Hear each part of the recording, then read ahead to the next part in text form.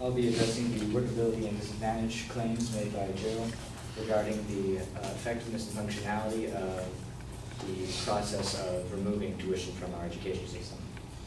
Joe noted that no date was given to dictate when tuition would become free, and while we did not provide any given date, it's important to note that we did acknowledge how much money was required, that there is a deficit of $62 billion which we need to acquire before we can pay for tuition-free colleges, and I believe that you can't determine a time to change tuition fees before determining how much you need to pay and determining how to pay for it.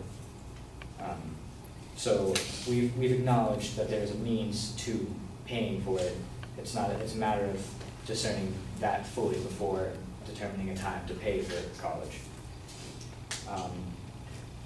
Joe also mentioned that there are multiple costs that factor into college, and that tuition isn't the only factor impeding students. However, it's important to note that college costs are in fact not negligible. As noted by the Carnegie Council on Policy Studies and Higher Education, tuition charges in four-year public institutions do represent about 1/4 of educational costs. That is 25% of fees, and that's generally considering for students who go a different, out of state, or have such special circumstances. There are students who only need to pay tuition, and so it's even greater than 25% of the cost. And so removing tuition would save up to 25% or more of the cost placed on students, which considerably is a substantial amount of money saved.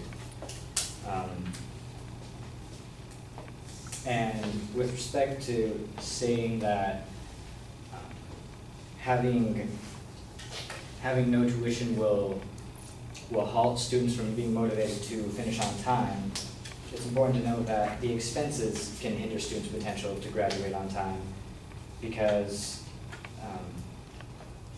the expenses are what make students incapable of paying for college. So if they cannot pay for it, then how can they finish it? And with respect to lowering housing and staff, those costs in order to pay for the lost tuition, it's not dictated that, we didn't say that that housing and staff should be completely eradicated, but with respect to what the student is trying to get in education, that's what the tuition is going towards. And so it's important to remove tuition for that respect. The other costs are still there for the other aspects of college which students are going for. If they need to live in a certain place, then they will choose to live there on campus, and they'll pay for that. But tuition is about the education. And with respect to money saved about cutting tuition fees, cutting administration would actually improve teaching quality in schools.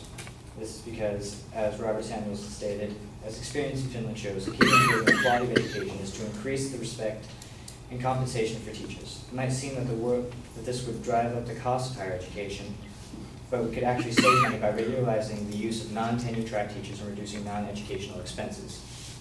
So if you cut down the administrative costs, you can spend money on getting teachers who are more efficient in what they do. And talking about how colleges wouldn't lower their standards for students to enter college, that is a factor. However, students do want to attend college, and one of the contributing factors, according to an article from the Huffington Post, it stated that a majority, 62% of people believe that most people are not able to afford the cost of college, and that is why they do not attend. And the debt burden on the U.S., which would be established by an altered process of paying for tuition, can be noted that the U.S. government already spends lots of money on student aid. Federal spending in 2014, according to the College Board, includes $47 billion in grants, $101 billion in loans, and $20 billion in tax credits. So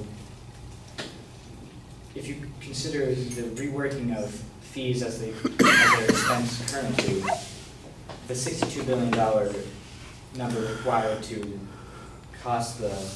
cover the cost of tuition is relatively minuscule.